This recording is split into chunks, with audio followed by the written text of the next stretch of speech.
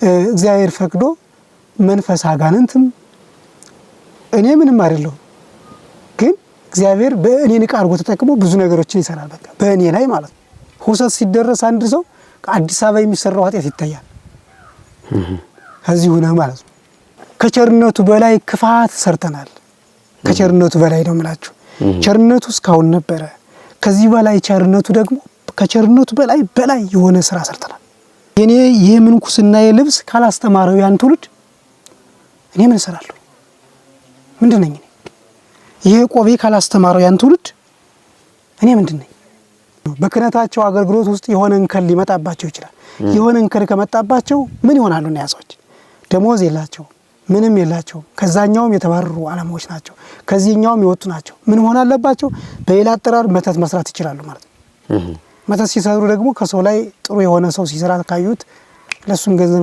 ካሰጠ ይሰጣል ካልሰጠ ደግሞ ያው ሌላ ነገር መስራት ማንጣት ነው ተስፋ ቢስ የሚሆነው አንዳንድ ሰው ዝም ብለ የሚጽፈውን እኮ ገልጾ ላይ ያሳይ ይችላል ከዚያ የሚያስቀምጥልን ነገር እኮ ላይ ያሳይ ይችላል ግን ያስቀምጣል እያንዳንዱ ደረጃ አለው በሚዛን ይመዘናል ሁሉ ተመዝኖ ግን ማለት ካጢያቱ እየበዛ ከሄደ ያኛውን ይደመስሰዋል ማለት ነው ሚካኤል ነው ያአቢ ወገብርኤል አለ አያችሁት አንድ ነጋዴ መጥቶ ሰውየው አንተ ዘንቢል ስንት ነው ሲለው ሚካኤል ነው የሚበልጠው ወይንስ ገብርኤል ነው ይለዋል ሰውየው እንግዲህ ሊገዝ ነው እኮ ዘንቢል ሊገዛ ነው የመጣ ምን ነው ቀረ ሲሉት ሰይጣን አስቶኝ አለ ሰይጣን በቃልና ምን አለው አሁን እሱ አሳየኝ እንጂ እኔ አይቻት አላውቅም ይችን ጥበብ እሱ ነው ያሳየኝ አለ ይባላል አያችሁት ሰው ራሱ በሚያመጣው መዘዝ ሰይጣን ፈተነኛ ይበላል እግዚአብሔር በክፉ የሚፈትን አምላክ አይደለም ያዕቆብ ነው ይሄን የሚናገር እመሰ ኃጢአተኑ ተታቀ እግዚኦ መኑ ይቀው አቤቱ ኃጢአታችን በየቀኑ እየቆጠርክ የምትጽፍ ብትሆን ኑሮ ከፊትህ ማን ይቆም ነበር ስለሚ ፍጡነ ረድኤት ሩፀተ ነፋስ አውሎ ለዘይጼዋ ከበተወክሎ ጊዮርጊስ ቅረብ ለምሕረት ወለተሳ ፍጡነ ረድኤት ሩፀተ ነፋስ አውሎ ለዘይጼዋ ከበተወክሎ ጊዮርጊስ ቅረብ ለምሕረት ወለተሳ በስመ አብ ወወልድ ወመንፈስ ቅዱስ አሐዱ አምላክ አሜን። ሰላም በሀገር ውስጥና ከሀገር ውጭ የምትገኙ ውድ ኦርቶዶክሳውያን እንደምን አላችሁ? እኛ ደህና ነን፣ እግዚአብሔር ይመስገን። ይህ የምንገኝበት ቦታ በኢትዮጵያ ኦርቶዶክስ ተዋሕዶ ቤተክርስቲያን በደቡብ ጎንደር ሀገረ ስብከት በላይ ጋይንት ወረዳ አምስተኛ ቀበሌ አቡነ ገብረ መንፈስ ቅዱስ ቤተክርስቲያን ቅጥር ግቢ ውስጥ ነው የምንገኘው። ቆይታ የሚያደርገው ደግሞ ከአባታችን ከመላከ ልዑል ቆሞስ አባ ገብረ ጻዲቅ ጋር ይሆናል። በቆይታችን አባታችን ጥሩ የሚያስተምርና ለኛ የሚጠቅም ነገሮችን እያነሳሁላቸው እየመለሱልኝ እየነገሩን ይቆያሉ ማለት ነው። በዚህ አጋጣሚ አባታችንን ያገኘዋቸው ለጻዲቁ አባታችን ለአቡነ ገብረ መንፈስ ቅዱስ አዲስ ለሚሰራው ህንጻ ቤተክርስቲያን የመሰረት ድንጋይ ሊያስቀምጡ በመጡበት አጋጣሚ ነው ማለት ነው። እንግዲህ ከኛ ጋር ስትሆኑ ብዙ ነገሮችን ትሰማላችሁ፣ በቆይታችን ትባረካላችሁ፣ ትማራላችሁ፣ ትጠቀሙበታላችሁ። መልእክቱ ለብዙ ኦርቶዶክሳውያን እንዲደርስ ስትጀምሩ ሼር፣ ላይክ፣ ሰብስክራይብ በማድረግ ጀምሩ። ሐሳብ አስተያየታችሁን ኮሜንት ላይ ጻፉልን። አባታችን ይፍቱኝ ባርኩኝ በረከቶት ይድረሰኝ። ስላገኘሁት ደስ ብሎኛል። ሰው የሚገናኘው በአጋጣሚ ስለሆነ ዛሬ በጻዲቁ ፍቃድ ተገናኝተናልና እስቲ ስሞትን በማስተዋወቅ እና የት እንደሚያገለግሉም በመግለጽ ይጀምሩልኝ። በመጀመሪያ ለዚህ እናንተንም እግዚአብሔር አምላክ ላገጣጠመኝ አመሰግናለሁ። በስመ አብ ወወልድ ወመንፈስ ቅዱስ አሐዱ አምላክ አሜን። እቺን ጊዜና እቺን ሰዓት ለዚህ ሰዓት እንኳን ፈቅዶና መልካም ቸርነቱን አድርጎ ለዚህ ላበቃና አምላካችን ክብር ምስጋና ከመላእክቶቹ ከቅዱሳን ባለሟሎቹ ጋር የከበረና የተመሰገነ ይሁን። እንደ እግዚአብሔር ፍቃድ እኔ ማለት ማገለግልበት ጥንት አንስቼ እስካሁን ድረስ ከድቁና እስከዚህ ድረስ ያለውበት አስታአ የመጀመሪያው ድቁናዬን ሳገለግልበት የነበረው አስታአ መንበረ ቅዱስ ሚካኤል አሁን እግዚአብሔር ፈቅዶ ያው አለቃው እሱ ይሁንና እኔን እንዳለቃና አድርጎ እዛ እንዳስቀመጠኝ እዛ ቦታው ላይ ሆኜ አገለግላለሁ። መጀመሪያ ያን ከጨር በዲቁና እንደገለገልኩኝ ወደ እዚህኛው መጣውና ምዕራፈ ጻድቃን ቅድስት አርሴማ ገዳምን በአበምኔትነት እየመራሁኝ መነኮሳት አሁን ከኋላ ያሉ ብዙ ነገሮች አሉ። ያው የምንገለገለው በእንዲህ አይነት ነው። ከላይ ህጋዊ ይቀድሳል፣ ከታች መነኮሳት አሉበት። ከቅድስት አርሴማ ላይ መነኮሳት ናቸው፣ ከሚካኤል ላይ ህጋዊ ካህን ናቸው ያሉት። አሁን ያንን አንድነት እየሞከርን ነው።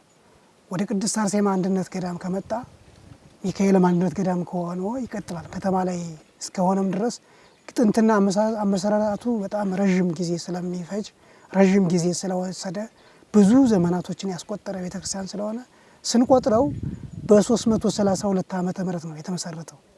መሰረቱ የተጣለበት ማለት ነው። ቤተክርስቲያኒቱ የተሰራችው በዚህ ዘመን ነው። ይህ መልአክ ቅዱስ ሚካኤል ማለት ነው። ስለዚህ የዚህ መልአክ ስራ አዛንስቶ እስከዚህ ድረስ መጀመሪያ የተነሳበት አሁን ያለችበት ቅድስት አርሴማ ወደዚህኛው ጎን ስትመጡ ጤፉ ቤተክርስቲያን የሚባል አለ። ያው ተናገር ስለተባልኩ ነው። እና ከዛ ቤተክርስቲያን ላይ ተነስተን ብዙ ነገሮች ያቺ ቅድስት አርሴማ መጀመሪያ በዱሮ ሲጠራ ዝም ብሎ ማለት ቤተክርስቲያን ሳይተከል ጸበሊቱ እየተባለች ትጠራለች።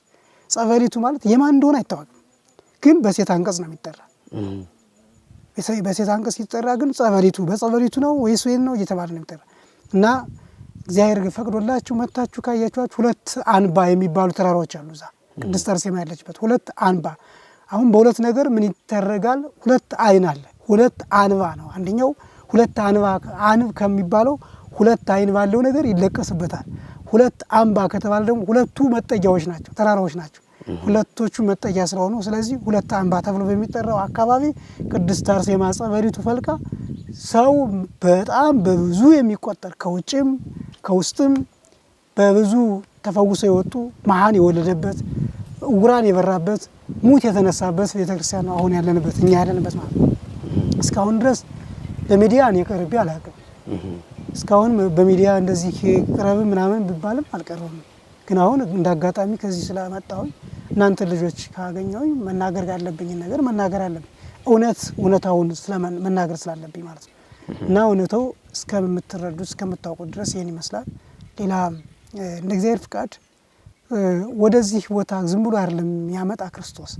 ዝም ብሎ አይደለም ያመጣ የሚያመጣን ምክንያት አለው። እናንተ ንቅ አድርጎ ተጠቅሞ ብዙ ነገር ሊሰራ ሲፈልግ እናንተ ንቅ አድርጎ ወራወራችሁ እዚህ ጋር። ይሄ ማንም ሰው የለበትም፣ ጭል ያለ ነገር ነው። ይሄን የምታስቡት አሁን ሰው ይኖርበታል ብላችሁ አታስቡትም፣ ግን እግዚአብሔር ፈቅዶላችሁ አያችሁት እናንተ። ስለዚህ ይሄንን ገብረ መንፈስ ቅዱስን ለመርዳት ከእናንተ የሚጠበቀውን ነገር እያደረጋችሁ ነው። አሁንም ወደፊት ማድረግ ትችላላችሁ። ሌላው የምትጠይቁኝ ነገር ካለ ደግሞ ወደ ትምህርት አዘል መግባት እንችላለን። መልካም። እሺ እንግዲህ በዚህ ሰዓት ያው በቅዱሳኑ ስም ብዙ ጠበላቶች አሉ፣ ብዙ መንፈሳዊ አገልግሎት ይሰጣል። አንድ ቤተ ክርስቲያን ስትተከል የአቡነ ገብረ መንፈስ ቅዱስ የቅዱስ ሚካኤል ወይም የቅዱስ ገብርኤል የቅዱስ ጊዮርጊስ ይባል እንጂ ስብሐተ እግዚአብሔሩም የሚቀርበው ለእግዚአብሔር ነው። ቅዱሳን መላእክቱ ሳይቀሩ ምስጋናቸውን የሚያቀርቡት ለእግዚአብሔር ነው። ቅዱስ ቤተ ክርስቲያንም መስዋዕተ እግዚአብሔርን የምታቀርበው ስብሐተ እግዚአብሔርም አገልግሎት የምታከናውነው እግዚአብሔር ነው የሚመሰገንበት በአንድም በሌላም መንገድ። እርሱ ወደሚያገለግሉበት ቤተ ክርስቲያን በሌላ ፕሮግራም እንመጣለን። ግን እንደው ወደ እርሱ አንዳንድ ጥያቄዎችን እያመጣው ህዝበ ክርስቲያኑ የሚማርበትና የተጨነቀበትን አንዳንድ ነገሮች እያነሳን እንሄዳለን። እንደ ሚዲያ ባለሙያ ብዙ ጊዜ እናቶችንና አባቶችን ሳቀርብላቸው ተመልካቾች ደስ ይላቸዋል እና በዛ ሁኔታ እርሶ በመጀመሪያ እንደው ከዚህ በፊት ለአገልግሎት ወደ አዲስ አበባ እንደመጡ ሰምቻለሁ። የተወሰነም ጊዜ እንደቆዩ ሰምቻለሁ። ከአዲስ አበባ ወደ ገጠሪቷ ቤተክርስቲያን እንዴት ተመለሱ? ያው እኔ የተመለስኩበት ምክንያት አጥቼም አይደለም። እግዚአብሔር ስለጠራኝና አምላኬ በእኔ ላይ እንደሚገለገል ስለሚያውቅ ጠርቶኝ አስገባኝ። ያስጠራኝ ማለት እንደሚታሰበው እንደ ማንኛውም ሰው መሆን ይችላለሁ። በሁለቱም እንዲህ ተብሎ ሊነገር አይችልም በሚዲያ ላይ ማለት ይሄ ከንቱ ውዳሴ እንዳይሆንብኝ ብቻ እግዚአብሔር ይቅር ይበላኝ። ግን ምንድነው መደረግ ያለበት? እኔ በሁለቱም ተምሬያለሁ፣ እግዚአብሔር ይመስገን። በሁለቱም ከተማርኩትበት ያው እንደ ወንድሞቼ እንደ ጓደኞቼ መሆን ይችላል። ገበሬም ልሆን ይችል ነበር፣ ወይም መኪናም ላበር ይችላል፣ ሌላችሁም ነገር ሊሰራ ይችላል። ግን እንደዛ አይደለም የኔ ስራ የተሰጠኝ። መቼም ጸጋዎች የተለያዩ ናቸው። መንፈስ ቅዱስ የሚሰጠው ነገር የተለያየ ነው የሚሰጠው። ለአንዱ የመስበክ፣ ለአንዱ የመቀደስ፣ ለአንዱ የማስተማር፣ ለአንዱ ሰብኮ ሁለቱንም ደግሞ ሙሉ በኩል አድርጎ የሚሰጠው አለ። መርጌትነቱንም፣ ቅዳሴውንም፣ ቅኔውንም፣ ዝማሬ መዋሴቱንም፣ ድጓውንም፣ ጸመድጓውንም ሁሉን አካቶ ተምሮ የሚቆም አለ። ስብከቱንም የሚችል አለ። ይሄ ሙሉ በኩል ይባላል። ስለዚህ ደግሞ ለኔ የተሰጠኝ ምንድነው እግዚአብሔር ፈቅዶ መንፈስ አጋንንትም እኔ ምንም አይደለሁ፣ ግን እግዚአብሔር በእኔ ንቃ አድርጎ ተጠቅሞ ብዙ ነገሮችን ይሰራል። በቃ በእኔ ላይ ማለት ነው ብዙ ነገሮች እንደሚሰራ አውቃለሁ። አሁን ሰዎች እንደሚያወሩት አይደለም፣ ስራው እንደዛ አይደለም። ለምሳሌ እግዚአብሔር ከፈቀደ እኔ አጋንንት ልቀቅ አንተ ውጣ እያልኩኝ አይደለም፣ ግን በሚደረገው ነገር ሁሉ ክርስቶስ ከኔ ጋር እንዳለ አውቃለሁ። ትለቃለህ ወይ እንዲህ ጊዜ ትሰጣለህ ወይ አይደለም፣ እኔ እንደዛ አይደለም የተባልኩት። በሰጠኝ አምላኬ በሚያውቀው ራሱ የሚለቅበት ጊዜ አለው፣ ራሱ የሚሄድበት ጊዜ አለው፣ የሚያስለቅቅበትም ጊዜ አለው። እኔ ከኔ የሚጠበቀው ትምህርት ሰብከህ ምንድነው የተባለው?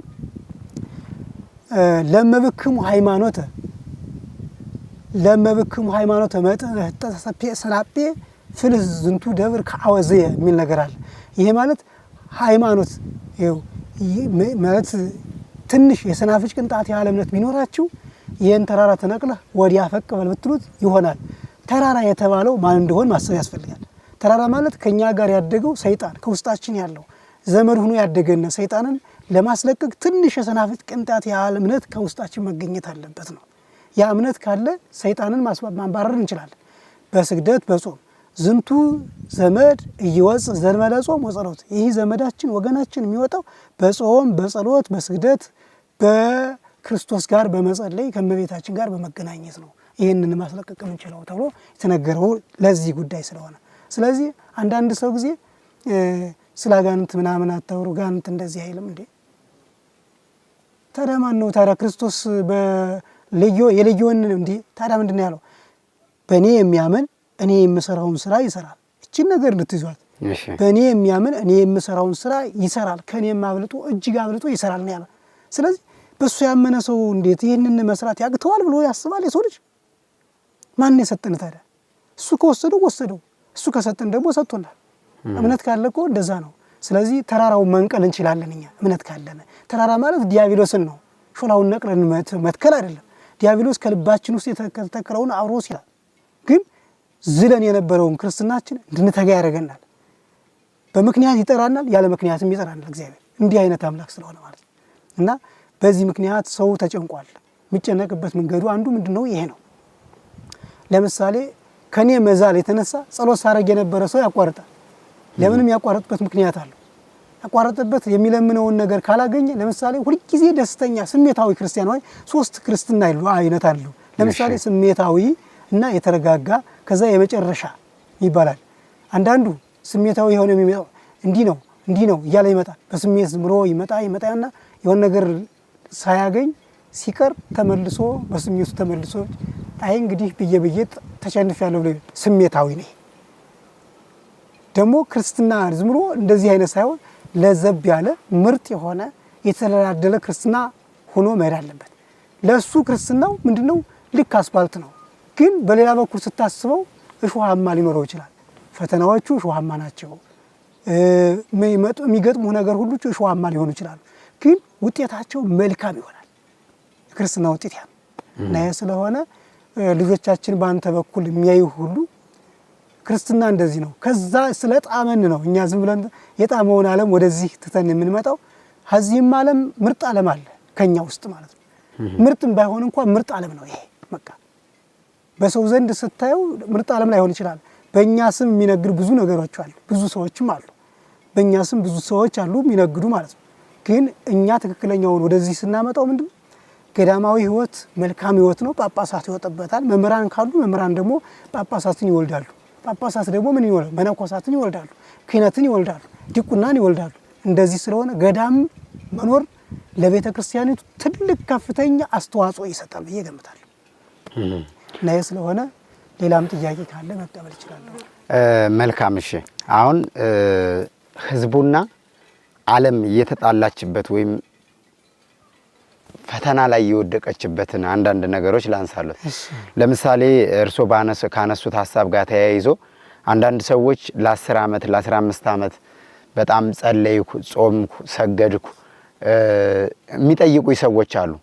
ጸሎት ያልተሰማም ልመና ያልደረሰም እንደውም ሚስት እንደዛ የምትጸልይ ከሆነ ባል ደግሞ በቤት የሆነ ችግር ሲፈጠር ወይ ልጆች ሲታመሙ ወይ የሆነ ነገር ሲጎድል አሁን አንቺ ሰግደሽ ምን አመጣሽ? ጾመሽ ምን አመጣሽ? ጸለይሽ ምን አመጣሽ? ቤተ ክርስቲያን ተመላልሰሽ ምን አመጣሽ? አርፈሽ ለምን የራስሽን ህይወት አትኖሪም? የሚባባሉ ባልና ሚስቶች ሁሉ እንዳሉ ይነግሩኛል አንዳንድ ሰዎች። እና እግዚአብሔር ሲዘገይስ እግዚአብሔር ለመስራት ጊዜ አለው፣ ቢዘገይም የሚቀድመው የለም። ግን እግዚአብሔር ሲዘገይ ምእመናኖች ምን ተስፋ አድርገው መጠበቅ አለባቸው? አሁን አንድ ነገር አለ። እንደው ወንዳጆቼ፣ እናቶች፣ አባቶቼ ማለት እንደው የሚሰማን እግዚአብሔር አንድ ነገር አለ እዚህ ላይ። ለምሳሌ ተስፋ ህገ ወንጌል ተስፋ ኢየሱስ ክርስቶስ። አሁን እቺ ተስፋ አርገናት የምንኖረው ተስፋ ክርስቶስ አለ ከፊታችን የሚቀርብ። አሁን እኛ ሁሉ ተስፋ አርገን የምንቆየው ማን ነው? እግዚአብሔር ነው። ምንድበት እሱ ስለሆነ ህይወቱ እሱ ስለሆነ መንገዱ እሱ ስለሆነ ማስተካከል የሚችለው እሱ ስለሆነ እስካሁን ድረስ ጸልይ አለመፍጠርም እኮ ይችላል። እስካሁን ድረስ ጸልይ ያልተደረገለም እንዴ? እስካሁን ድረስ እንድኖርስ ማን ፈቀደልኝ? እስካሁን ድረስ እንድኖርስ ማን ፈቀደልኝ? እስካሁን ድረስ ልጅ እንድወልድስ ማን ፈቀደልኝ? ይሄን ማሰብ ያስፈልጋል። ማን ነው ያመጣኝስ? ማን ነው እዚህ ድረስ ያደረገኝስ? ገንዘብስ የሰጠኝስ ማን ነው? አለመስጠትም እኮ ይችላል።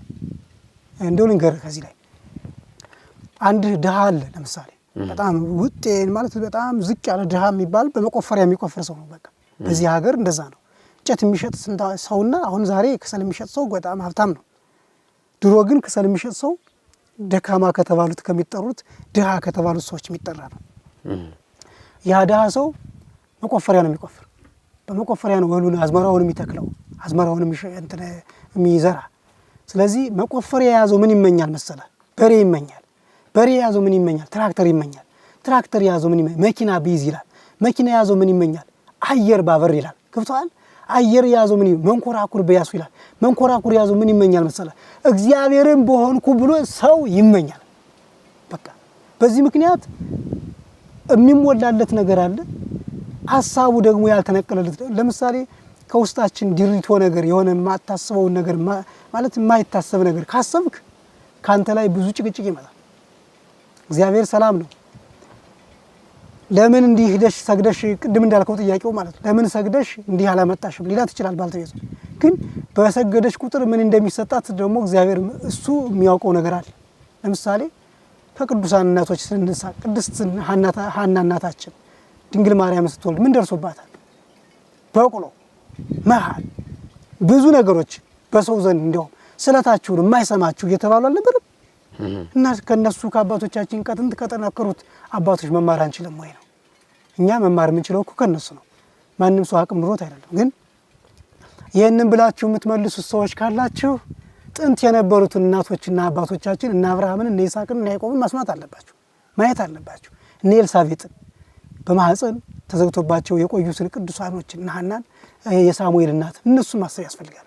በእናቶች በኩል ስንመጣ በአባቶች በኩል ደግሞ በረከት ያጣችሁ ከሆነ እና አብርሃምን እሰቧቸው።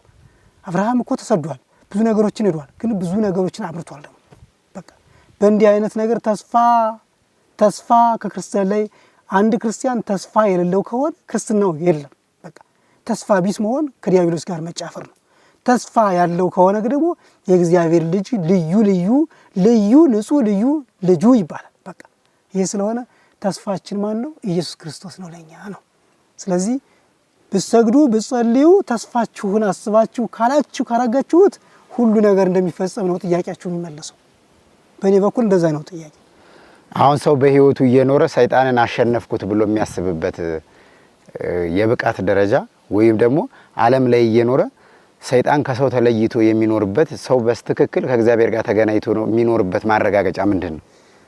እሱና አሁን ማረጋገጫው ማለት ያው ከኛ ጋራ ይሄ ጽሙድ መንፈስ የሚላቀቀው እግዚአብሔር ሲፈቅድልና ሲፈቅድ ብቻ ነው። አሁን አዳል አስለቀቅኩኝ ወይም አስለቅቅ ያለው ሊለው ይችላል። በቅዱሳን ግን ማሸነፍ ይቻላል። በእግዚአብሔር ዘንድ ማሸነፍ ይቻላል።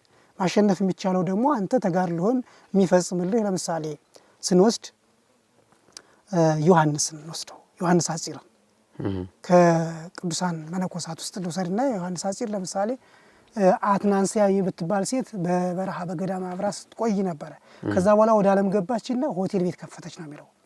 ሌላ ከፈተችና ከዛ በኋላ ወንዶችን የሆነ ነገር የምታደርግ ሆነች። ከዛ ቅዱስ ዮሐንስ ይሄ ነገር ይታየው ነበር። እግዚአብሔር ደግሞ ያችን ሴት እንዲያመጣ ተፈለገ። ንስሐ ነው ይሄ። ከዛ ቀጥቶ ይዞ ሄደና እግዚአብሔር እንድትሞት አልፈለገም። ያችን ነፍስ ወጣ እንድትቀርም አልፈለገም። አመጣት። ይዟ ሲመጣ ሄዶ የገባው ግን ፈያታይ ወይም ቀማኛ የሌሎች የሐራ ልብስ ለብሶ ማለት የገበሬ ልብስ የሚለብሱት የለም የሱን አይነት ልብስ ለብሶ ነው የገባ። እዛ ሴትቦይቱን እፈልጋታለሁ አለ። ፈለጋት። ምን ፈልገ ነው አለች። ኃጢአት የሚሰራባት መስሏት ናዚ ላይ ቆያለችውና ገባ ይላል። ከምኝታው ውስጥ ሲገባ ከሸንኮሩ ላይ ተቀመጡ። እኔ አንቺን ፈልጌ እኮ አይደለም የመጣሁት እግዚአብሔር ፈልጎሽ ነው የመጣሁት። ስለዚህ አሁን እንዳለሽ ውጭና አብረን እንሂድ አላት። አስነስቶ ይዟታል። በዚህ መካከል አስብ ዮሐንስ እስከዚህ ድረስ ደርሷል። ያቺ ሴት ደግሞ ተስፋ ቆርጣ ከገዳም ወጣ ነው እንግዲህ ተስፋ ስላችሁ ዝም ብላ የሆነ ነገር ስለተሰማት ይወጣለች።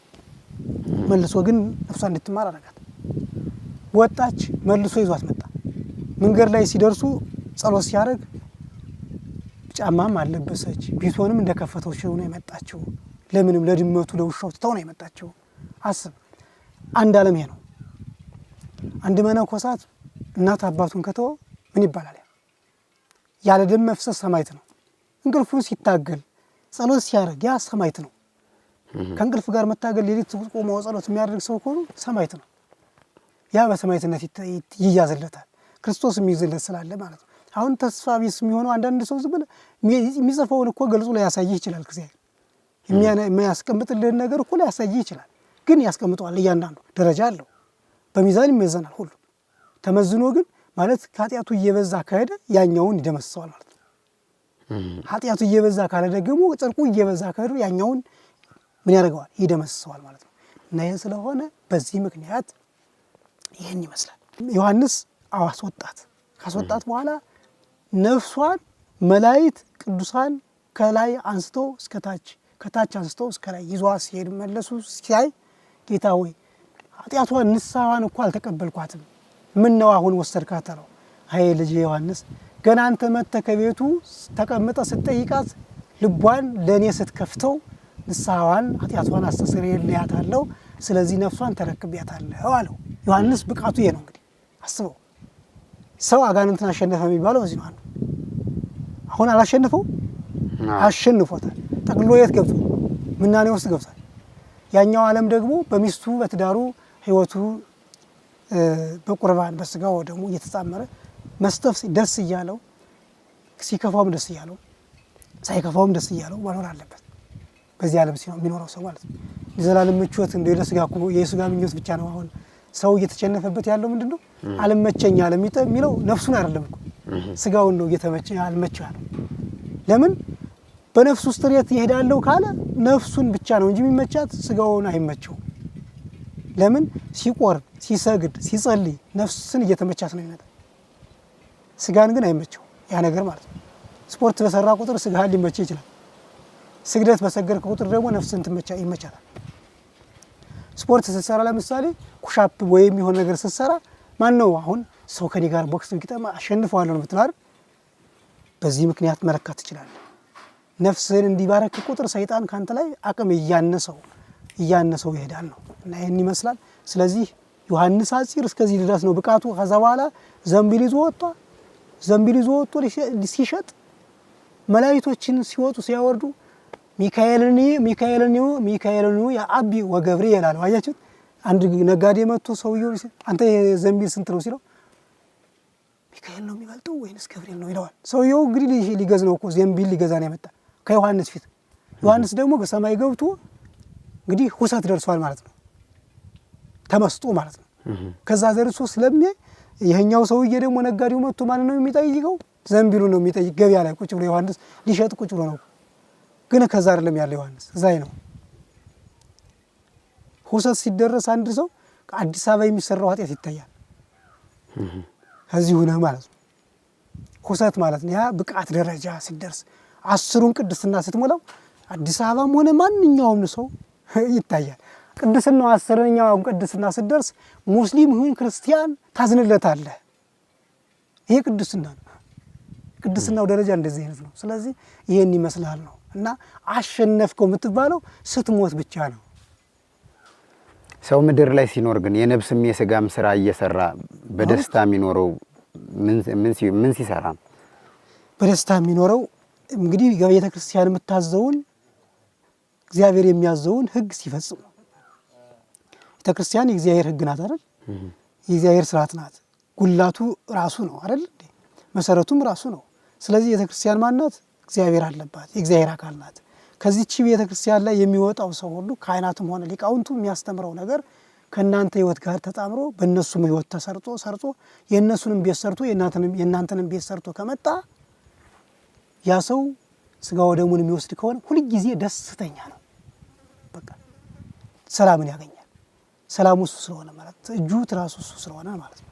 እና ቤተ ክርስቲያንን የሚያከብር ከሆነ ሰላምን ማግኘት ይችላል ነው። ሰው በህይወቱ የሚሰራቸው ኃጢአቶች በሙሉ ሰይጣን አሳስቶኝ ነው ማለት ይችላል? አይችልም።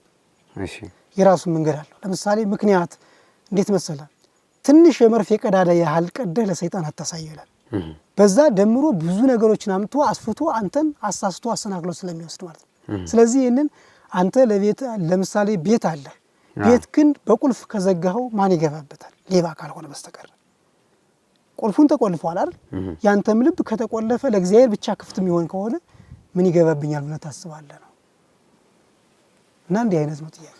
ስለዚህ ለሰይጣን ልብን መዝጋት፣ ለእግዚአብሔር ልብን መክፈት እንጂ ኃጢአቶች በሙሉ በሰይጣን የሚሰሩ አይደሉም ማለት። ለምሳሌ ልንገርህ፣ አንድ መናኝ ከከተማ ተነስቶ ወደ ገዳም ገባ። የዚህ ሚስጥር ማለት ነው።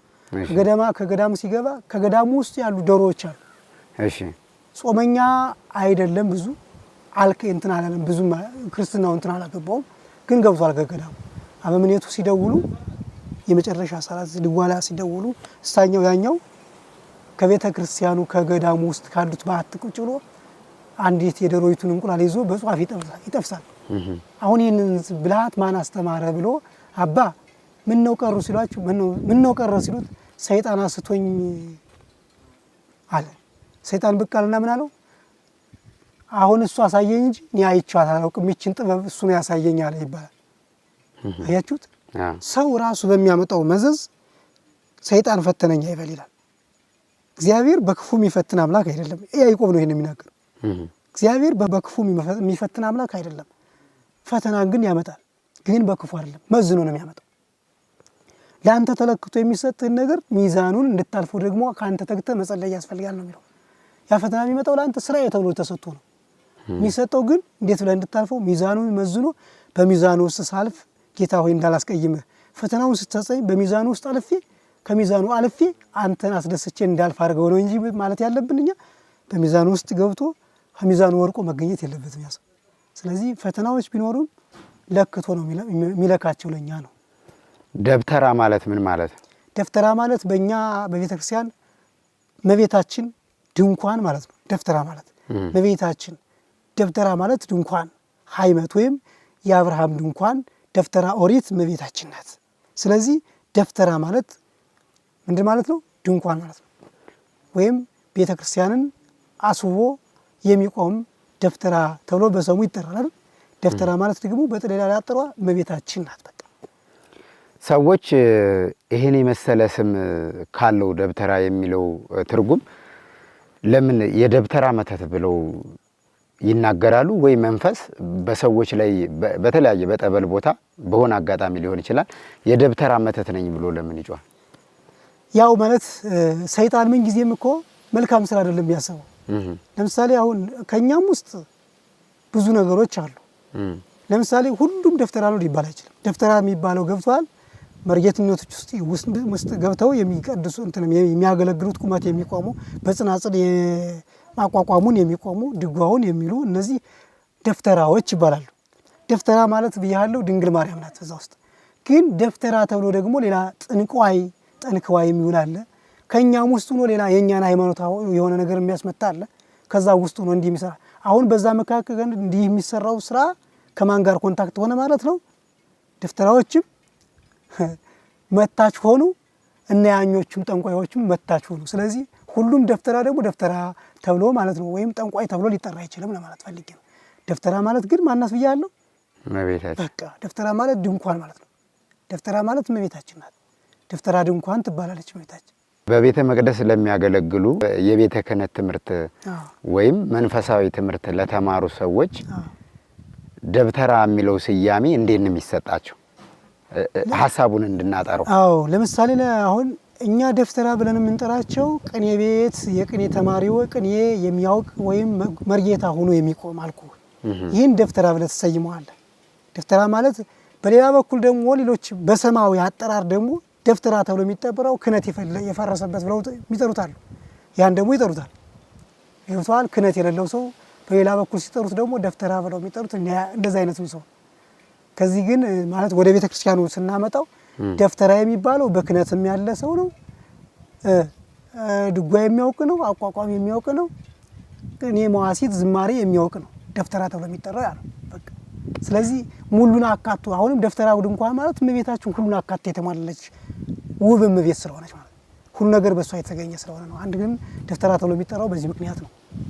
ከዚያ ውጭ ግን እያልኩ ነው አፍርሰው ከቤተ ክርስቲያኒቱ የወጡት በሌሎቹ ያልተማሩት ባህራው ወይም በጨዋዎቹ ህዝቦች የሚጠራው ምንድነው? ደፍተራ ከተባለ ጠንቋይ ነው። ይሄ ግን ስተት ነው። እንደዚህ አይደለም የሚጠራው ነው። አሁን እንዳልኩ መለካት አለብህ። ለክተህ ነው መስጠት ያለብህ እና ይሄን ይመስላል። ከሞላ በእንትን ባሻገር ይሄን ይመስላል። በእኔ እንግዲህ ደግሞ ሌሎች አባቶች ትርጉም ሊሰጡት ይችላሉ። እኔ እስከ አቅሜ ደግሞ ይሄንን ይመስላል ብዬ ገምታለሁ። ግን እንደ መጽሐፍ ቅዱስ እንደ ቤተ ክርስቲያን አስተምሮ እንደ መጽሐፍ ቅዱስ አገላለጽ እንግዲህ ያው የምንመራው በመጽሐፍ ቅዱስ ነው። ይሄ ጠንቋይ ወይም ደብተራ እንግዲህ በማያውቁ አገላለጽ ነው። አሁን እንግዲህ ደብተራ ድንኳን ማለት እመቤታችን ናት። በቤተ ክርስቲያን ያሉ አገልጋዮች ደግሞ ደብተራ የሚባሉት ሁሉን ያሟሉ እንጂ ጥንቁልና የሚሰሩ አይደሉም ነው የእርሱ አገላለጽ። እንደ መጽሐፍ አስተምሮ ወይም እንደ መጽሐፍ ቅዱስ አረዳድና አገላለጽ ጠንቋይ ወይም ደብተራ እነዚህ የሰውን ጎደሎ አውቀው ሰይጣንን አቅርበው የሰውን ሕይወት እናስተካክላለን ወይ እናበላሻለን ብለው የሚሰሩ ሰዎች ናቸው። በቃ አሁን ለምሳሌ ያው እንግዲህ አሁን አንተ የሆነ ነገር ስራ ሊሰናከልብህ ይችላል። ስራ የሚሰናከልብህ ምን ሆነ ነው? በቃ ስራ ተሰናክሎብሃል ተብሎ አሁን ለምሳሌ ቢሮ ልትቀጠር ስትል ተሰናከልክ። ያን ስራ ስታጣው ምን ታደርጋለህ? መቀኝነት ትጀምራለህ አይደል? ልክ እንደዛ ነው። አሁን ለምሳሌ ከቤተ ክርስቲያን እያልኩ ነው። በክህነታቸው አገልግሎት ውስጥ የሆነ እንከን ሊመጣባቸው ይችላል። የሆነ እንከን ከመጣባቸው ምን ይሆናሉ? እና ያሶች ደሞዝ የላቸው ምንም የላቸው። ከዛኛውም የተባረሩ ዓላማዎች ናቸው። ከዚህኛውም የወጡ ናቸው። ምን መሆን አለባቸው? በሌላ አጠራር መተት መስራት ይችላሉ ማለት ነው። መተት ሲሰሩ ደግሞ ከሰው ላይ ጥሩ የሆነ ሰው ሲሰራ ካዩት ለሱም ገንዘብ ካሰጠ ይሰጣል፣ ካልሰጠ ደግሞ ያው ሌላ ነገር መስራት ማንጣት ነው። ከዛ ውጭ ግን ከእግዚአብሔር ጋር የተላከከ ያው ቅድምም ተናግሬያለሁ። መንፈስ አጋንንትን አላከው ካንተ ጋር ያን ነገር የሚያመጣው ግን ክርስቶስ አንተ እንድትማርበት እንጂ ሲልኩትም ማስቀረት ይችላል፣ አለማንጣትም ይችላል። ግን አንተና እኔ እንድንማርበት ጽናታችን እንድንማር ለነዚያ ሰዎች ደግሞ እዛ ላይ ስሙ ቢጠራ ባይጠሩ አይደለም። እግዚአብሔር ግን ስራውን እንዲሰራ እጅግ በጣም ለምን ነው ታዲያ ከእናቱ ማህፀን አንድ ሰው ወንዘ ያልፍ እግዚእ ኢየሱስ ክርስቶስ ነው ዘውሩ ተወልደም ከርሰሙ ይላል። ጌታችን ኢየሱስ ክርስቶስ በመዋዕለ ስብከቱ ሲያስተምር አንድ ከእናቱ ማህፀን ሲወለድ ግንባር ብቻ ያለው ሰው አይን የሌለው ሆኖ ተወልዷል ይላል። የእናቲቱ ኃጢአት ነው ወይንስ የአባትየው ኃጢአት ነው እንዲህ ያደረገው ሲባል የእግዚአብሔር ስራ ይገለጽ ዘንድ እንጂ ሕፃኑ እንዲሆነ እንጂ የአባትየውም ኃጢአት አይደለም የእናቲቱም ኃጢአት አይደለም ነው የተባለ። አሁን ገብቷል። በቃ እንዲህ አይነት ስለሆነ እግዚአብሔር አሁን ያንን ነገር የሚያመጣው ለራሱ ስራ እንዲደነቅ ወይም ክርስቶስ እውነተኛ አምላክ መሆኑን ለማስደነቅ ነው ያ ነገር የሚመጣ እንጂ አለማንጣትም ይችላል። የማንም ቆሻሻ በዛ መጣል ይችላል። አንተስ ልጁ አይደለህ እንዴ? ያን ነገር የሚያስበውን ሰው እኮ ክርስቶስ ያውቀዋል። ስለሚያስበው ሁሉንም ቸር አምላክ የሚባለው ለዚህ እኮ ነው። ለምሳሌ በየቀኑ የሚሰደውን ነገር ሰው ሁሉ በአጠቃላይ እየቀሰፈ የሚገልቀው አምላክ አይባልም። ጠንቋዩም እግዚአብሔርን ይወዳል እኮ፣ ሰይጣንም እኮ እግዚአብሔርን ያከብራል፣ አያመልከውም እንጂ ጋዳ ጋዳ ብሎ እኮ ያመሰግናል።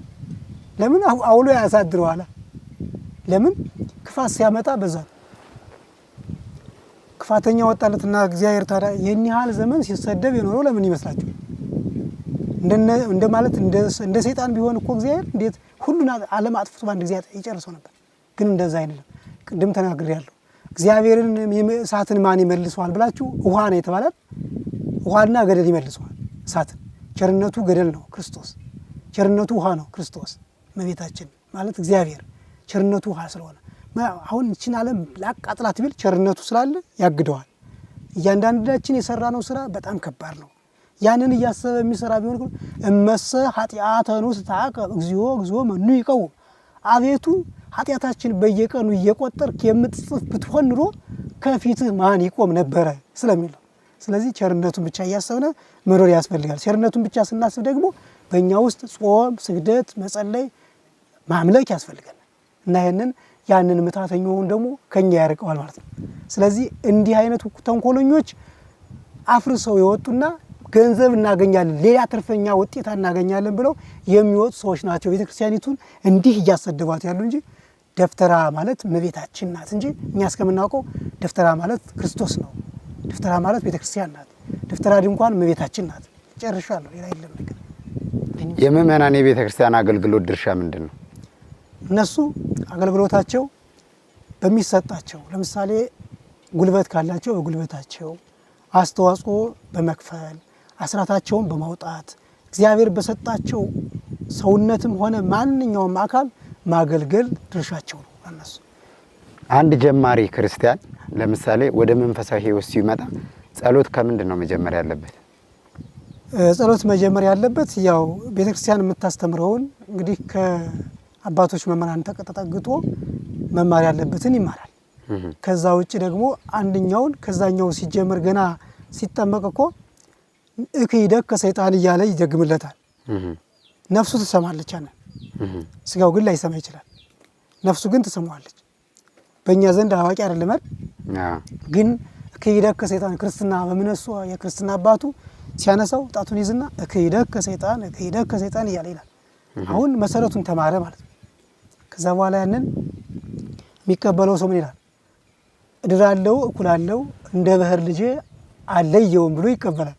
ከዛ በኋላ ያስተምረዋል። ከተማረ በኋላ ቤተክርስቲያኒቱን አቋቋም ከተማረ አቋቋም ይቆምላታል። ድጓ ከተማረ በድጓ መሰረት ትምህርት ቤት ተክሎ ያስተምራል። በቅዳሴ ከሆነ ቅዳሴ ገብቶ ያገለግላል። በምንኩስናም ከሆነ ስለቱ በምንኩስና ገብቶ ያገለግላል። ስለዚህ እግዚአብሔር እንደፈቀደውና እንደፈቀደው መጠን ክርስትናውን የሚጀምረው ከየት ነው? ከቤተ ክርስቲያን ነው አብሮ እና ከራሱ ከዛ ክርስትና ሲነሳ አንስቶ ነው። ግን ጸሎት አሁን የዘወትር አንድ ሰው በቃ ከእግዚአብሔር ጋር ለመነጋገር መጀመሪያ ክርስትና ሲነሳ ያንን ነገር አባቱ የሚያነሳው የክርስትና አባቱ ይዞ ቢልለትም ነፍሱ ብታቅም ስጋው አያውቅም። ግን በስጋ እየጎለመሰ ሲመጣ ሲያውቅ መንፈሳዊ ነገሮችንና ዓለማዊ ስራውን አጣጥሞና አመጋግቦ ለመጓዝ ጸሎት ከየት መጀመር አለበት? ጸሎት መጀመር ያለበት ያው እንግዲህ ከቤተ ክርስቲያን ይመጣል። ከመጣ በኋላ ጸሎት ከቤትም ሊጀምር ይችላል፣ ከቤትም ክርስቲያንም ሊጀምር ይችላል። የሚጀምረው ግን ቤተ ክርስቲያን ባስተማረችው አቅጣጫ ነው። ከእናቱም ይጀምራል። እናቱ ልታስተምረው ትችላለች። የመጀመሪያይቱ ቤተ ክርስቲያን ጸሎት የምታስተምረው እናቱ ናት። እናቱ ማናት? እናቱን የወለደችው እናቱ። በቃ እናቱ ካስተማረችው በኋላ ቤተክርስቲያን ደግሞ ቀጥላ ታስተምረዋለች። ለምሳሌ በለው ግደለው እያለች የምታስተምረው ከሆነ እናቱ የእናቱን ቋንቋ ነው ይዞ የሚመጣ አይደል እንዴ? ያንን ልጅ ግን ቀርጻው በስመ አብ ወወልድ ወመንፈስ ቅዱስ አሐዱ አምላክ እያለች የምታስተምረው ከሆነ እናቱ ያ ሕፃን ተቀርጾ ንጹህ ወረቀት ነው በስመ አብ እያለ ያድጋል። በቃ ከእናቱም ይጀምራል፣ ከቤተ ክርስቲያንም ይጀምራል። መጀመሪያው እናቱ ናት ማስተማር ያለባት። ከዛ በኋላ ቤተ ክርስቲያን ናት። ለምን ሕፃንነቱን በዳዴነቱ የምታስታውቀው ጡቱን እያጠባች የምታስተምረው እናቱ ናት። ከዛ በኋላ ስትረከባ ቤተ ክርስቲያን ደግሞ ታሳድገዋለች በደንብ አድርጋ ማለት ነው። እናቱ ስትሰጠው የቃል ኪዳን ልጅም ከሆነ ትሰጣለች። የቃል ኪዳን ልጅ ካልሆነ ደግሞ ያው እንግዲህ በእንደኛ በሰው የሚያድግም ከሆነ ደግሞ በዛ ሆኖ እረኛም ከሆነ ራኛ አድርጋ ታሳድገዋለች ማለት ነው። ግን ሀሳቤ ምንድነው አሁን ጸሎት ብዙ የምንጸልያቸው ጸሎቶች አሉ። ለምሳሌ ገድላት፣ ድርሳናት፣ ሰይፈ ሥላሴ፣ ሰይፈ መለኮት፣ መዝሙረ ዳዊት፣ ውዳሴ ማርያም፣ መልካ መልካዎች ብዙ የምንጸልያቸው ጸሎቶች አሉ። አንድ ክርስቲያን ከየት ነው መጀመሪያ ያለበት ነው እንዴ? እሱ ማለት እንግዲህ አሁን ለምሳሌ መጀመሪያ ያለበት መጀመሪያ የዘወትር ጸሎት ይጀምራል። የዘወትር ጸሎት ከጀመረ በኋላ ውዳሴ ማርያም ይደግማል፣ ሰኞም ሆነ የማክሰኞን። ከዛ ውጭ ግን ሙሉ ውዳሴ ማርያም ደግማለሁ ካለ ከሰኞ እስከ እሑድ ያሉትን ይዘልቃል ጊዜ ካለው። ከዛ አንቀጸ ብርሃንን ሁሉንም ይደግማል። ከዛ በኋላ መልካ ማርያም፣ መልካ ኢየሱስን ይህንን ሁሉ ጸሎት ተብሎ ጀምሯል። ከዛ በኋላ ዳዊት ነው የሚደግመው። ከዛ እነዛኞቹ ቅዱሳኖቹ ገድላቶች ሁሉ በነዛ ውስጥ ይካተታሉ፣ የሚደክመው ከሆነ ማለት። የማይደክመው ከሆነ ደግሞ ትሩፋት ይባላል። ትሩፍ መስራት ማለት ነው። ገድላትንም መጨመር ይችላል። የቅድስት አርሴማ ከሆነ የቅድስት አርሴማ፣ የቅዱስ ጊዮርጊስ ከሆነ የቅዱስ ጊዮርጊስ፣ የቅዱስ ሚካኤል ከሆነ የቅዱስ ሚካኤል፣ የቅዱስ ገብርኤል ከሆነ የቅዱስ ገብርኤል እንዲያረገ መጸለይ ይችላል። ግን ዋናው ውዳሴ ማርያምና ዳዊት መድገም ግድ ነው። ክርስትናው ግዴታው ስለሆነ ማለት ነው። ይህንን ሁሉ ጊዜም መድገም ይችላል። በአማርኛ ከሆነ በአማርኛ መድገም አለበት፣ በግዕዝም ከሆነ በግዕዝ መድገም አለበት። ሌሎቹን ቅዱሳኖች ባይጠራ በእነሱ ይካተታሉ። እመቤታችን እኮ ቅድስተ ቅዱሳን ናት። ስለዚህ እናታችን ድንግል ማርያምን ውዳሴ ማርያምን ከጠራ ሌሎቹ ቅዱሳኖች ይከታሉ። ለምሳሌ ሰላም ለኪን ጸሎት ከጀመረ ሰላም ለኪ ጸሎት 64ቱን ከደገማቸው ሁሉን እንደደገመ ይቆጠርለታል ነው። ስለዚህ ሌላዎቹን ንቀናቸው ሳይሆን እመቤታችን ትበልጣለች፣ ትቀድማለች። ሁሉን ቅዱሳኖች የምናገኝባት በማን በእመቤታችን ስለሆነ፣ ስለዚህ የእመቤታችን ጸሎት ካደረግዘ ሁሉን ቅዱሳኖች ማግኘት እንችላለን። ሌላዎቹን ባናደርግም እግዚአብሔር አይቀየምም ለማለት ፈልጌ ነው። መድገምና መጸለይ ምንድነው አንድ የሚያደርጋቸው? መድገም ማለት ያው አንድ ነው፣ ግን እንደ ፍቹ ነው እንግዲህ ምንም አይደለም ማለት። ያው ለምሳሌ አንተ ተምረህ የተማርከውን ነገር ድገመው ከተባልክ እንዳይጠፋ ታደርገዋለህ ማለት ነው። ገብቶሃል? ደገምከው ማለት ነው። ከዛ ውጭ ግን ጸሎት ማለት ደግሞ ያ መድገም አይደለም። መድገም የምትለውም ሊሆን ይችላል፣ ግን መድገም ሳይሆን ያ ጸሎት እያረክ ነው። ድገመው ከተባልክ አንድ ነገር ምንድነው እየከለስከው ነው። እንደዛ ነው እንግዲህ። ይሄን የጠየኩበት ምክንያት ሌላ ትርጉም ሌሎች ይሄን ተረድተው ሌላ ትርጉም እንዳይሰጡት ብዬ ነው። አሁን ድገም ልክ ዳዊት ድገም ወይ ውዳሴ ማርያም ድገም ይገባናል እኮ ይሄኛ ጸሎት እንደሆነ ዳዊት ድግምት እንዳልሆነ። ግን ሰው ልክ እንደ ቅድም እንዳነሳ ነው ልክ ደብተራ ጠንቋይ ራሱን የቻለ ስም አለው እኮ ጠንቋይ ማለት በቃ ወይ ባዕዳም ልኮ የሰይጣን አሰራር እንደሆነ እኮ ይገባቸዋል። ግን በቤተ ክርስቲያን ያሉ ነገሮችንና መጥፎ ነገሮችን ነጣጥሎ መጥራት ለይቶ መጥራት ነጣጥሎ ለየብቻቸው በየቦታቸው ስም መስጠት ተገቢ ነው። ስለዚህ ይሄንን ድግምትና መድገምና ጸሎት አንድ ጋር አያይዞ ሰው እንዲረዳው ስለፈለኩ ነው። ለምሳሌ አንድ ምእመን ከቤተ ክርስቲያን የከበሩ ንዋያተ ቅድሳቶች ምእመናን መጠቀም የሚችሉት የትኛውን ነው? ለምሳሌ የከበረ አሁን ልብሰ ተክህኖ ለምሳሌ አንድ ምእመን መንካት አይችልም። ከክህነቱ ላይ ከካህኑ ላይ ካረፈ በኋላ ማለት ነው። ከለበሰው በኋላም ሆነ ወደ ቤተ ክርስቲያኑ ከቅድስና ውስጥ ከገባ በኋላ መንካት አይቻልም። የጋብቻ ራሱ ልብስ እኮ ከውስጥ ገብቶ ከውስጥ መጥቶ አይለበስም። ከውጭ መጣና የሆነ ነገር እዛ ውስጥ ለምሳሌ ተክሊል የሚያደርገው ነገር ከውጭ መጥቶ ነው የሚሰጠው እንጂ እስካሁን ድረስ እንደ እንትን ስለሚቆጠር ያው አባቶቻችን እንትን ሲሉ አንዳንዴ ስህተት ይፈጠራል ካያችሁት ማለት ነው። ለምሳሌ ክህነት ልብስ የማይገባውን ሰው ክህነት ልብስ አልብሰው ታገኙታላችሁ።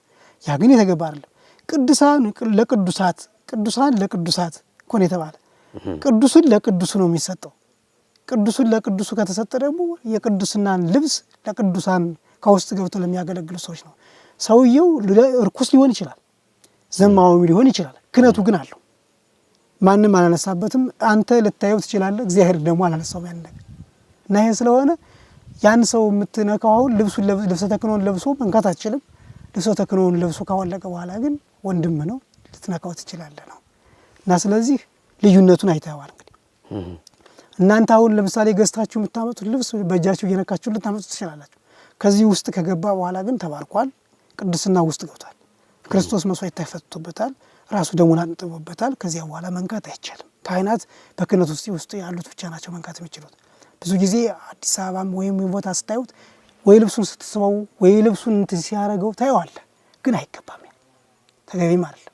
ስለዚህ ቤተ ክርስቲያን ለቅድስና ከገባ በኋላ ያልተማሩት ማለት ያው ጨዋው ሕዝብ መንካት አይችልም፣ በክህነት ውስጥ የሌለው ማለት ነው። እርሶ እንደዚህ አይነት ጥያቄ ሳነሳ ምእመኑ እንዲጠቀም ምእመኑ እንዲድን ነው እንጂ እርሶን ከሌላ ነገር ጋር ለማያያዝ ለማጋጨት አይደለም።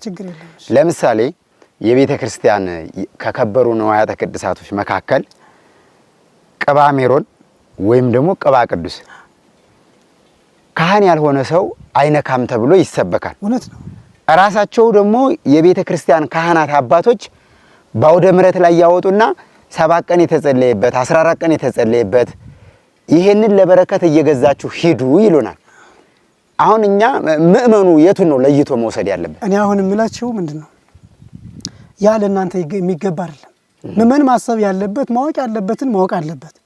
ቅባ ሜሮን ለሱ ሊነካው አይችልም። እንኳን እሱ ካህን ራሱ መንካት አይችልም።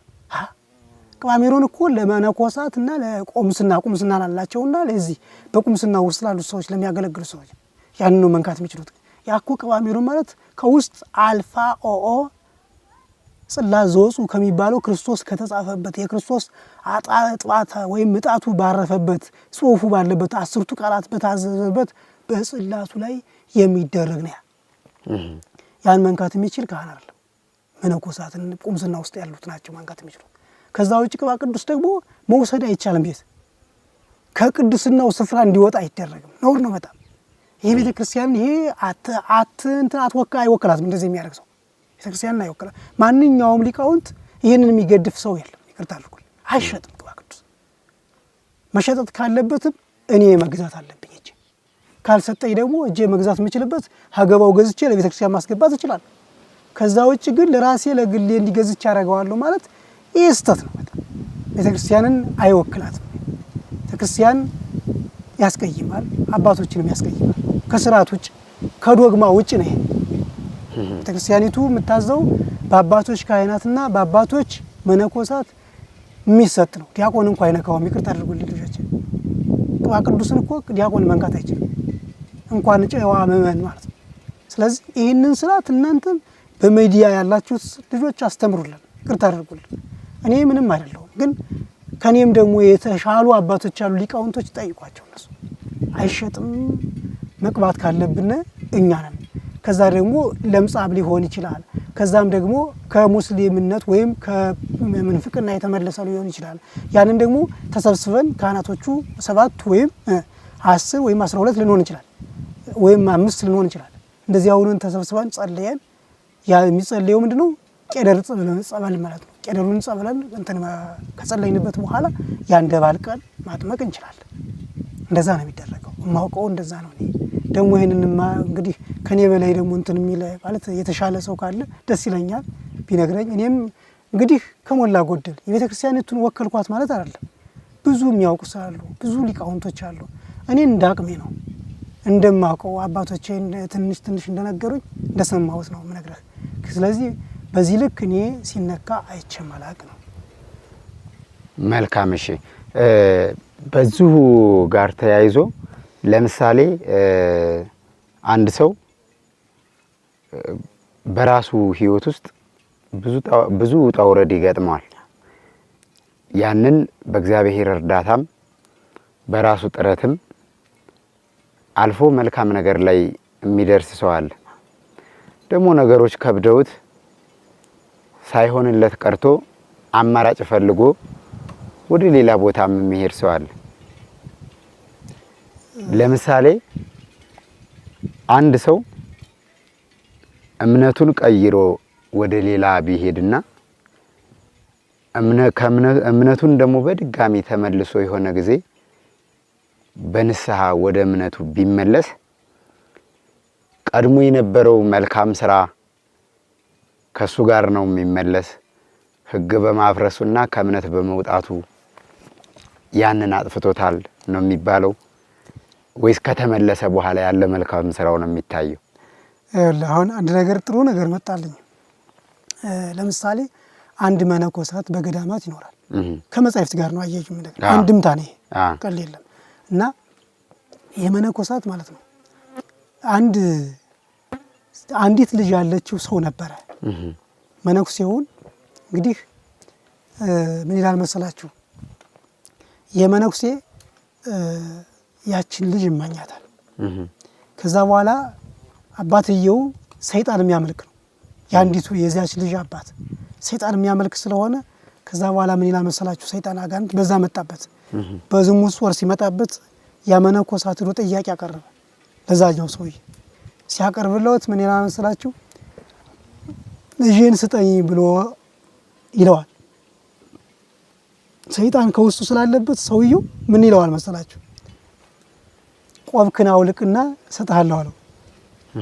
አሁን እንግዲህ ከሚገርምህ አንተ ሳትወጣም እግዚአብሔር አለ፣ ስትወጣም እግዚአብሔር አለ። ከየትኛውም ቦታ ሁሉ እግዚአብሔር አለ። ይሄን ነው ማሰብ ያለብህ።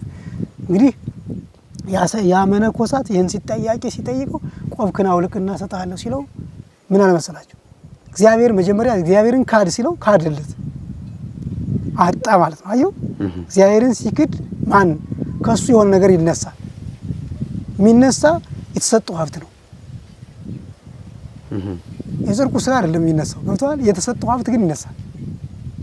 የጸጋ ሀብት አለ የሚሰጥና አሁን ለምሳሌ የማስተማር ለሙሴ ምንድነው ተሰጥቶት ነበር? ለኢሳይያስ የሆነ ነገር ተሰጥቶት ነበር አይደል? ግን የሆነ ነገር ለምጽ ወጣበታል። እኔ እኮ እግዚአብሔር አሁን ይቅር የሚመልስልኝ ቢሆን አለ ህዝቦችን አስተምርለት ነው ሲል ለምጹ ተመለሰለት። ልክ እንደዚህ። ስለዚህ የሰውዬ ያንን ሲደረግ ልጅቱ እሰጥሃለሁ ብሎ ደግሞ አሁንም ቆብክን አውልቅ ሲለው ቆቡን አወለቀ። ሲያወልቅ ከዛ በኋላ አልሰጥህም በለው አለው ሰይጣን። አልሰጥህም ሲለው ወይኔ አምላኬ ሆይ አልሰጥህም ሲለው ከሱ የነበረው መንፈስ ቅዱስ ተነስቶ አልፎ ከግድግዳው ላይ ቆመ። ከሱ ላይ የነበረው መንፈስ ቅዱስ ማለት ነው። ከዚህ ውስጥ የነበረው ተነስቶ ወደዚያ ያለ። ከዚያ በኋላ አምላኬ ይቅር በለኝ፣ ጌታዬ ኢየሱስ ክርስቶስ ሆይ ይቅር በለኝ፣ አንተንም ካድኩኝ፣ ላላገኝ ተመኘሁኝ፣ ከዚህ ካንተ ሃይማኖት ወጣሁኝ ብሎ ጸሎት ሲያደርግ መልሶ ይላል። አያችሁ ያቺ ጸጸት ምን ሆነችለት? ያቺን ክብር መልሳ እንድታመጣ ሆነችና መንፈስ ቅዱስ መልሶ አረፈለት ይላል። የአንድምታ ወንጌል ውስጥ መቅደም ላይ ሄዳችሁ ታነቡ ታገኙታላችሁ። ስለዚህ ማለት ያለብን ምንድነው? ያኛው ስራውን ቢሄድም ስራው አይነሳበትም። ይሄኛው ከተመልሶ ከመጣ ይመጣል፣ ይጠብቀዋል እንጂ እንዲህ አይነት ነገር የለም። ስለዚህ ጭልጥ ብሎ ሄዶ አንደኛውን ጭልጥ ያለ ስለው አይሆንም እኮ ያ ሰው እየተጠራጠረ እኮ ነው። ሲያየው መዛም እዚህኛው እንደ ገበታው አይዋል ሊሆን ይችላል። ስለዚህ አሁን እንዳልኩ መሰረት ይሄ ሰውዬ ምንድነው አሁን እየተጠራጠረ ነበር እንደዚህ ያለው። ከዛ በኋላ ግን ሲያከስረው ሲያየው ምንድነው ተመልሶ ክርስቶስ ሲላክ መልሶ መንፈሱ መጣለት ማለት ነው። ስለዚህ እግዚአብሔር የሚመለስ የሚወድ አምላክ እንጂ ሄዶ የሚጠፋን ሰው አይፈልግም ለማለት ፈልጌ ነው። መልካም። እሺ በሀገር ውስጥም ከሀገር ውጭም ብዙ ኦርቶዶክሳውያን ይሄን ሚዲያ ይከታተሉታል። ንስሐ መግባት እንዴት ነው የሚፈቀደው? ለምሳሌ በስልክ ንስሐ የሚገቡ ሰዎች አሉ። በስልክ ቀኖና የሚሰጡ አባቶች አሉ። ያ በስርዓተ ቤተክርስቲያን ወይም በአንቀጸ ንስሐ አስተምሮ እንዴት ነው የሚገለጸው? ማለት ይሄ ሚዲያ ማለት ነው። ንስሐ ማለት ደግሞ ሚስጥር ነው። አንተና እግዚአብሔር እና አበነፍስህ የሚያውቀው ነው። ከዚያ ውጭ ሌላ ሰው ሊያውቀው አይችልም። በስልክ የሚነገረው ስተት ነው። በጣም በእኔ ዘንድ ስተት ነው። ከቀኖና ቤተክርስቲያን ስታስቡት አይደለም፣ አይሆንም። ማን ነው እሱ? ውጭም ከሆነ ውጭ የሄደለት ካህናት ለካህኑ ወዶ ተጠግቶ በአካል ቀርቦ መናገር አለበት። ውጭ ያሉትን ከዚህ ውስጥ ከዓለም ውስጥ ደግሞ ስትመጡ ቤተክርስቲያን ሞልቷታለች። ገዳማት መጥቶ ከዛው ካሉት በካህናቶቹ መግባት ይችላል። ከዛ ውጭ ግን መጥቶ መናገር አለበት እንጂ በስልክ እኔ ሲቻል አይቼም አላቅም። እስካሁንም እኔ ተቀብዬ አላቅም።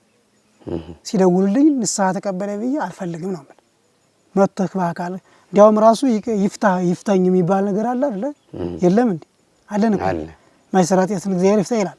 ግን ከግንባሩ ላይ ካሳረፍክ በኋላ መስቀሉን እግዚአብሔር ይፍታ በል ነው ይላል። ይሄ መስቀል ካረፈ በኋላ ነው ይፍታ እግዚአብሔር ይፍታ ማለት የምንችለው። ግን ያው ማለት ክብርን ስለሆነ እኛና እናንተ እንተዋወቃለን። ይፍቱኝ አባት ይፍቱኝ ባርኩ ሊል ይችላል አይደል? እግዚአብሔር ይፍታ ማለት ይችላል። ከዚያ ውጭ ግን ንስሐውን መቀበል አልችልም። ንስሐውን መቀበል የምችለው ከራሴ በአካል መጥቶ ሲነግረኝና ሲነግረኝ ነው።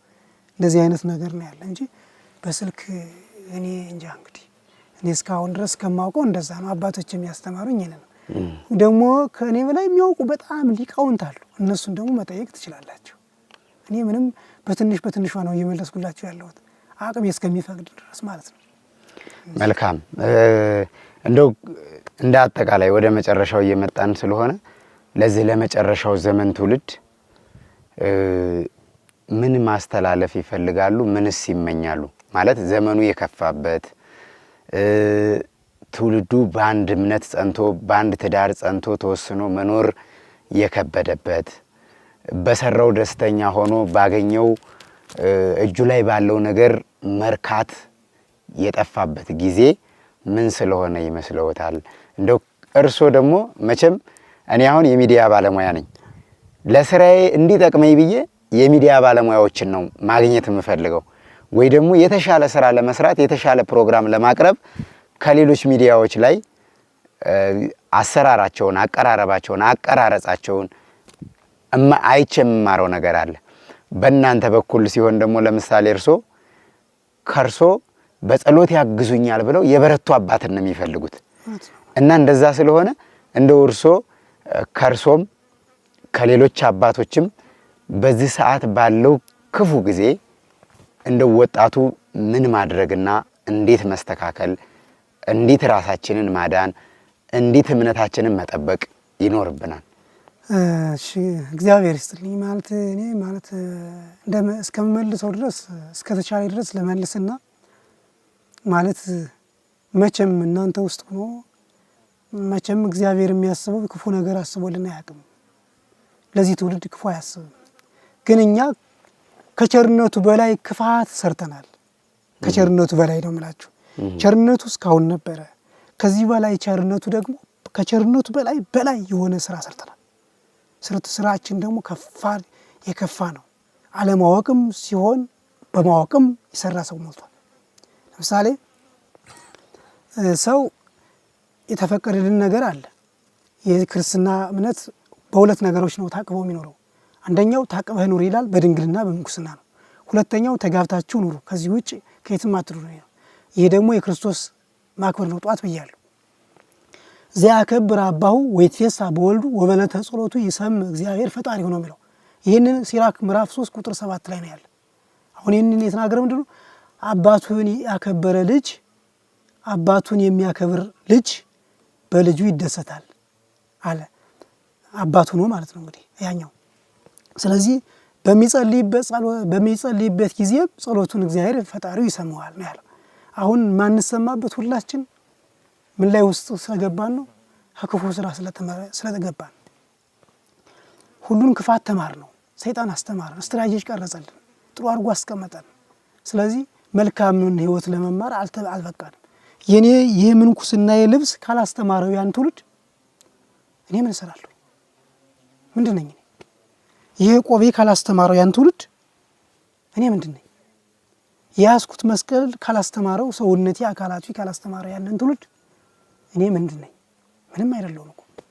ይኸውላችሁ ዳዊት በእምነት ሲናገር ምን አለ? አንተ አምላኬ እምከርሰም ያለ እምነት ይሄ ከእናቴ ማህፀን አንስተህ አንተ አምላኬ ነህ አለ። ከመሰራት አንስቶ ኦዘት ፈንወ ለሕፃን ማሐቆየ ብእሲ ውስተ ማህፀነ ብእሲት ዘታወጹ አለና ቁጭ አረገ። ያንን ሕፃን ምንድን ያደረገው? ከአባትየው ውሃን ወስደህ ከእናቲቱ እንዲሆን አረክና ያ ውሃ ነገር አንተ ሆነ ተገኘህ አለ። ሰው ማለት ነው። ያን ሰው ደግሞ ምን አደረገው? ለድህነት፣ ለሹመት፣ ለክብርነት ሾመው። አትናቴዎስ ተናግሮታል ይሄን። እና ይሄ ትውልድ መማር ያለበት ምንድን ነው? ራሱን ከራሱ ጋር ማስታረቅ አለበት። ራሱን ከራሱ ጋር ከታረቀ ሰላም ያድራል ይውላል። እውነቴን ነው የምነግርህ። ሰው ሰላም ያጣው ምንድን ነው? ከራሱ ጋር ስለተጣላ፣ ከውስጡ ጋር ተጣልቷል እኮ። ለምሳሌ ገንዘብ ይመኛል። ገንዘብ እኮ ይሄ ክፉ ነው። እንዲህ ብዬ ባገኝ፣ እንዲህ ብዬ ብሰራ፣ እንዲህ ብዬ ታዲያ የኛ ክርስቲያን የሆኑት ልጆች ማርያም የተባለችው ልጅ ወት ነው ያለችው? አሁን መሪማ ሆና ወደዛ ውጪ ገብታ እኮ ነው ያለችው። መስጊድ ገዛኛው ገብታ ነው ያለችው። ይቅርታ አድርጉልኝ። በዚህ ውስጥ ያሉት ልጆች ከኛ ውስጥ ያሉት ልጆች እንዲህ ናቸው። በክርስትናው ካሉ በክርስትናው ነው። በገንዘብ ተሽጠው ብዙ ልጆቻችን ሂደዋል። እናት አባቶቻቸው ሳይቀሩ ሽጠዋቸዋል። ክርስትናቸውን ሳያስገቧቸው በትክክለኛ ሳያስተምሯቸው ሽጠው በልተዋቸዋል። አሁን ውጭ ላይ ሆነው ሲሰሩ ቆይተው ከውጭ ላይ ሲመለሱ ኢትዮጵያ ቤት ሰርተናል ብለው ሲመጡ በትዳር ውስጥ እንገናኛለን ሲባል በትዳር ውስጥ አይደለም ያሉ። ያኛው ሌባ ነው፣ ያኛውን በሊታ ነው። አገር ሙሉ ሌባ ነው። በልቶ ጨርሶታል። ከዛ በኋላ ያችኛይቱ ውጭ ነበረችው ስትሰራ የነበረችው ልጅ ስትመጣ ታዲያ ጠቡ ከማን ጋር ነው? ልጆች ከዚህ ውጭ ሌላ ምን ጠባል? ከራሱ ጋር ሰው ሳይታረቅ ሰውን አስታርቃለሁ ብሎ መነሳት የለበትም። መጀመሪያ ከራሱ ጋር እርቅ ይጀምር። አይኑ ተጣልቶታል፣ ጆሮ ተጣልቶታል፣ አፉ ተጣልቶታል፣ እጁ ተጣልቶታል፣ እግሩ ተጣልቶታል፣ ሰውነቱ አካላቱ ተጣልቶታል። ኃጢአት እያሰራው ነው ሰውነቱ። መጀመሪያ ከራሱ ጋር ተቀድቶ መቀመጥ አለበት።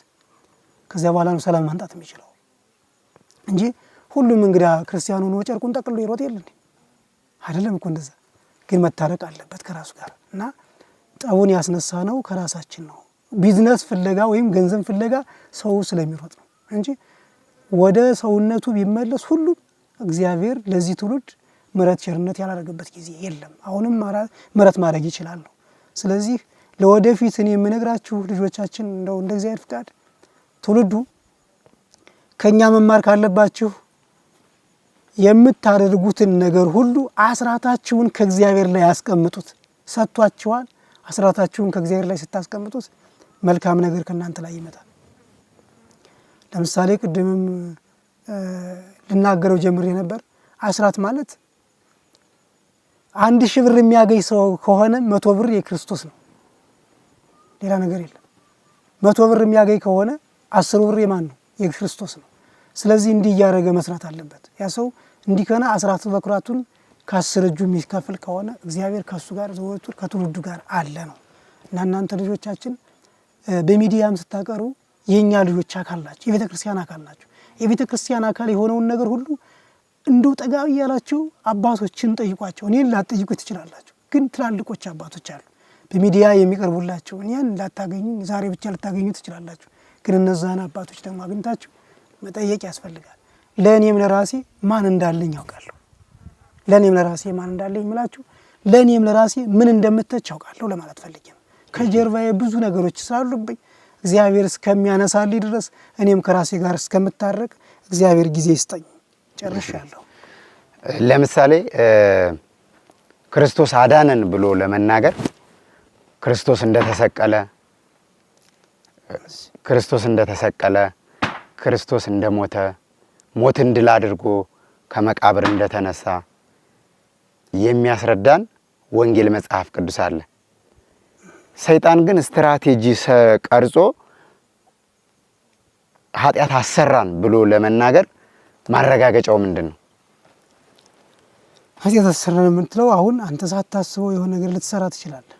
ማለት ያ ነገር መልካም ነገር ብለህ ልታስበው ትችላለህ፣ ለስጋ የሚጠቅም ነው ብለህ ግን መጥፎ ነገር እንደሆነ በመጻሕፍት ይታወቃል።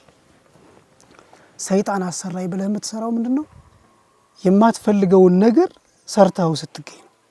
ለምሳሌ በመብል አይደል የተሳሳተ አዳም? ልክ እንደዛ ነው። አስቦት ነበር። እንግዲህ አዳም ምንድነው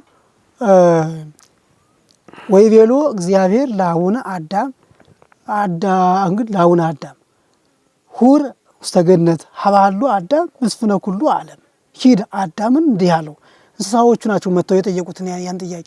ጌታ ሆይ እንደው ምን ልናረግ ትሻለህ እስኪ ንገረን ሲሉት ሂዱ አዳም በገነት አስቀምጬላችኋለሁ፣ አዳም ይግዛችሁ ቢፈልግ ያለው ወዘፈቀደ ይልብክም ወዘፈቀደ ይጻንክም ወዘፈቀደ ይብላዕክም አላቸው። ሂዱ በገነት አዳም አለላችሁ ሲፈቅድ ሲፈልግ እያለበ ይጠጣችሁ፣ ሲፈልግ እየጫነ ይጫናችሁ፣ ሲፈልግ እያረሰ ይብላችሁ፣ ሲፈልግ እያረደ ይብላችሁ፣ ለአዳም ፈቅጄለታለሁ ብሎ እናንተም እንዳትወጉት በሬዎቹን ላሞቹንም እንዳትወጉት በጎቹንም እንደዚሁ ፈረሶቹንም እንዳጥሉት በደንብ አድርጋችሁ ውሰዱት ተብሎ ተነገረ። አዳም አሁን በዚያ ምክንያት ያንን መስፍን ሆኖ ተሰጥቶ ሳለ ምን አሳሰተው? ያቺ ትንሽ እጽዋት ብቻ አሳሳችሁ። ለምን? አውቆት ነበር እንዳትበላ እኮ ጥሎ ነበር። ስለዚህ ያ ነው ጥፋት። ክርስቶስ ዲያብሎስን ማሸነፍ የሚቻለው ሳይሆን የሚመጣብን በእንዲህ አይነት ምክንያት ነው። በጥሩ ባላሰብክበት በተሸነፍክበት ጎዳና ይመጣል። ለምሳሌ ዝሙትን ማታሸንፍ ከሆነ ዘወትር በዛ ይወዳል። በቃ በዛ ነው ይመጣስ። እጅህም ከስርቆት የማይቆጠብ ከሆነ በዛ ይመጣል። ዘወትር በዛ ነው ይመጣል። የሚያጓጓ ነገር እያሳየ በቃ እንደዛ ስለሆነ ማሸነፍ የሚቻለው ግን ለዛ ተስፋ መቁረጥ፣ ያኛውን መዝጋት፣ ለስጋ ፍላጎት ያለውን መዝጋት። ለምሳሌ መነኮሳት አሁን በመናኔ ውስጥ ስለ ዝሙት አለ፣ ሌላም አለ። 300 አጋንንት ነው ያለ እዚህ ጋር ሲመጣ ይመጣል። ግን ያንን ሁሉ የምታሸንፈው ምንድነው? በመተው ነው፣ በመግታት የስጋ ፍላጎት ግን በመግታት የነፍስን ስራ እያበለጥክ ስትሄድ ያ ማለት ምንኩስናህን እየመራ ይኖራል። እና ነው እያንዳንዱ የስጋ ፍላጎቶችን ለራሱ ለስጋ አለማሳየት። ስጋ ባየ ቁጥር ሐሳቡ ከሰይጣን ይሆናል ነው። በቃ የመጨረሻ ጥያቄ ነው የምጠይቆት። ምእመናን የጸሎት ቤት በቤታቸው በምን አይነት መንገድ አዘጋጅተው መጸለይ ይችላሉ? ለምሳሌ ጠባብ ቤት ተከራይቶ የሚኖር አለ፣ የራሱ ሰፊ ቤት ያለው አለ። እነዚህን ያማከለ የሥርዓተ ቤተ ክርስቲያን አስተምሮ ምንድን ነው? ማለት የለውም ማለት ሌላ ላይ አሁን እንደ አዲስ አበባ ላይ ስንወስደው ቤት ላይኖረው አይችልም። ክራይተኛ ሊሆን ይችላል። በዛ መካከል ያው ከቤተ ክርስቲያን ውጪ ከሌላ ቦታ ላይ መጸለይ አይችልም። ግን እንደ አማራጭነት ሌላ ቤት ምናምን ያለው ሰው ሊኖር ይችላል። ያንን ግን ክላስ ሰጥቶት በደንብ አድርጎ ሰጥቶት ጸሎት ቤት አድርጎ ውሃ እዛ አስቀርቦ ምን ብሎ መጸለይ ይችላል። ለጸሎት እዛ ላይ ሰውነቱን ለማድከም መስገድ ይችላል። ሰውነቱን ነው ለአምልኮ ለክርስቶስም መስገድ ይችላል። ለንስሐ ግን መስገድ አይቻልም። ልዩነት ናየው። ለንስሐ መስገድ አይቻልም ከቤት ላይ። ለሰውነት ግን ለማድከምና እግዚአብሔርን ጸጋ ለማግኘት መስገድ ይቻላል። ብዙ ነገሮችን ለማግኘት ማለት ነው። ካንተ ላይ አጋንንትም የሌላውንም ለማድከም ከፈለክ እንደዛ ማድረግ ትችላለህ። ከዛ ውጭ ግን ለንስሐ ከሆነ ከቤተ ክርስቲያን አምልኮት ከሚፈጸምበት ቦታ ሄደህ መስገድ አለብህ ነው የሚለው ሕጉ። እና ይሄንን ቦታው ይወስነዋል፣ የቦታው ሁኔታ ይወስነዋል።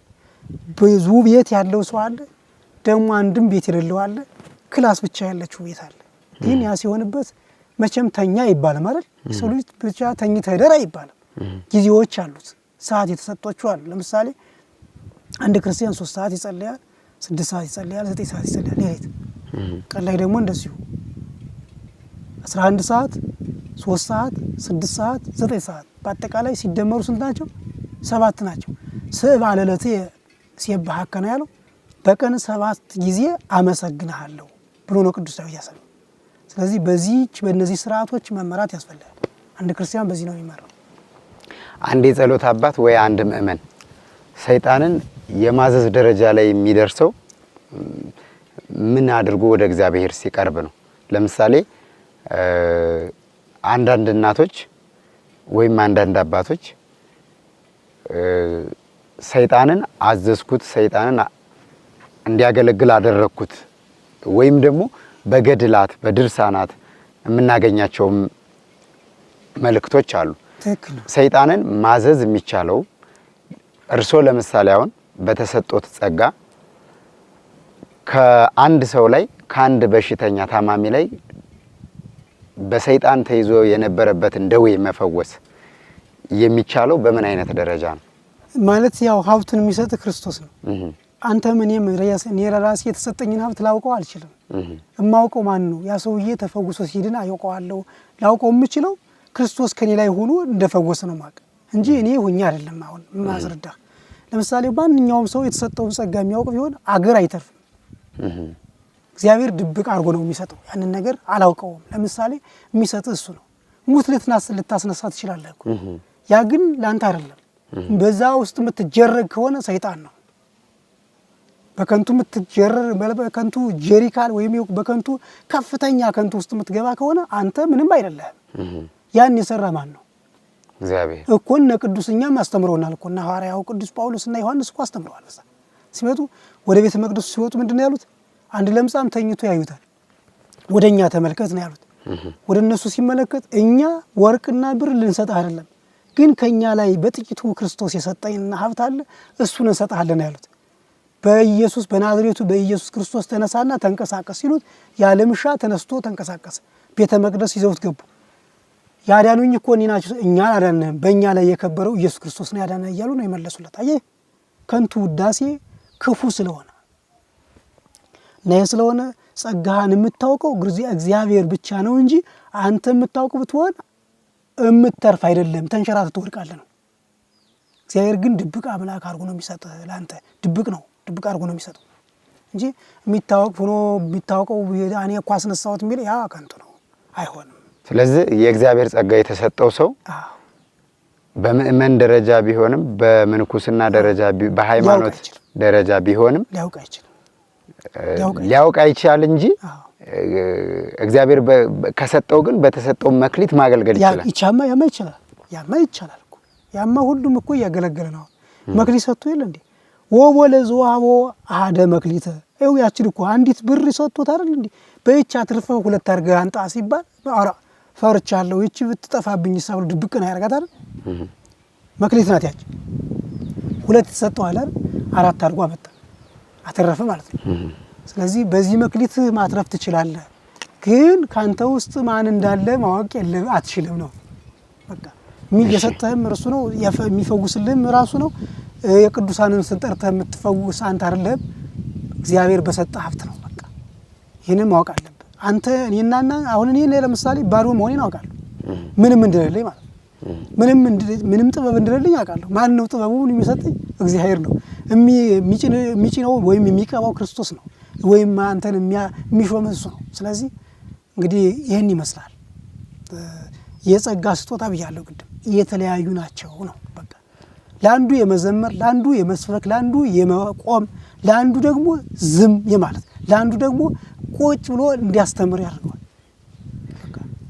አንድ ሰው በፈተና በሚገጥመው ጊዜ ራሱ ሳይጸልይ በጸሎት አግዙኝ ቢል፣ እሱ ግን የማይጸልይበት ምክንያት የተለያየ ቢሆን፣ ሌሎች ደግሞ ከሱ የበረቱ ሰዎች በጸሎት ቢያግዙት ያ ሰው ሊድን ሊፈወስ ሊሰማ ይችላል? አይችልም። ለምሳሌ ባልተቤቱ ካልተጣራ ጎረቤቱ አይሰማ ይላሉ አባቶቻችን።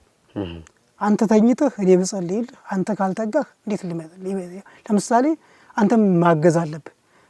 የሚሰናከለው እኮ ጸሎት ልታደርግ ስትል አልሆንልህ ሲል ሲያሸንፍህ ያን ነው የምታግዘው። ያ ሊታገዝ ይችላል፣ እግዚአብሔር ያውቃል ያን። ግን አንተ አሁን መነኮሳቶቹ እያሉ በዛው ካህናቶቹ እያሉ ይጠሩልኛል እኔ ስሜን፣ አንተም ሳተኛ አንተ ተኝተሃል እኔ ቆሜያለሁ። እንዴት ነው አሁን? ይሄ እኮ ከባድ ነው ለአንተ ስታስበው ማለት ነው። ስለዚህ አንተ ስትጣራ ትንሽ በብዙ ደግሞ በውስጥ በገዳማቶቹ ውስጥና በዚህ በደካማው በዚህ በወረደው ማለት ነው በዚህ ባሉት ካህናቶቹ ደግሞ ሲጠራ እግዚአብሔር ይሰማል። ጌታ ሆይ ስማልን እባክህን ከተባለ ይሰማል፣ መልስ ይሰጣል። አቅቶት እኮ አይደለም እንድንተጋናው ነው። ስለዚህ ባለጉዳዩ ያቅሙን መሞከር አለበት። አዎ እሺ አባቴ፣ ለዛሬ የነበረን ቆይታ አሪፍ ነበር፣ እግዚአብሔር ይመስገን። ብዙ ሀሳቦችን ለማንሳት ሞክሬያለሁ። እርሶም እግዚአብሔር በፈቀደ መንገድ እግዚአብሔር በፈቀደ መጠን ለማብራራት ሞክረዋል። አመሰግናለሁ። እግዚአብሔር ያክብርልኝ። አሜን። እግዚአብሔር ይስጥ። የዛሬ እንግዳዬ ስለነበሩ በጻድቁ በአቡነ ገብረ መንፈስ ቅዱስም ከልብ አመሰግናለሁ። ትልቁ ነገር ፈቃደኛ ሆነው ከኔ አንደበት የሚያስተምር ነገር ከተገኘና ከሆነ ችግር የለም ብለው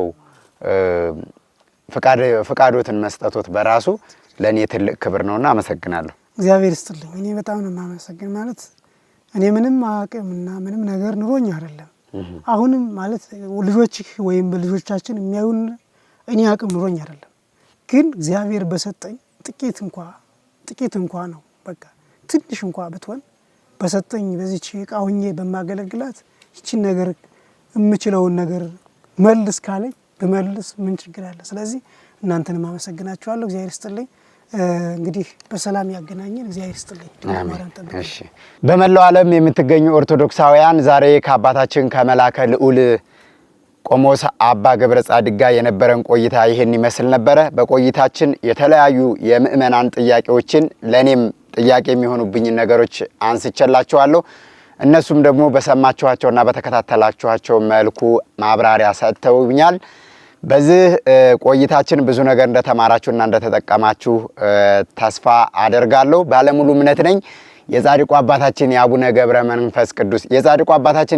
መንፈስ ቅዱስ ቤተክርስቲያን ግን እንዲሰራ የበኩላችሁን እንድታደርጉ አስራት በኩራታችሁን መባ መስዋዕታችሁን ገቢ እንድታደርጉ በዚሁ አባታችንም አስራት አንድ ምእመን ማውጣት እንዳለበት በመልእክታቸው አስተላልፈዋል።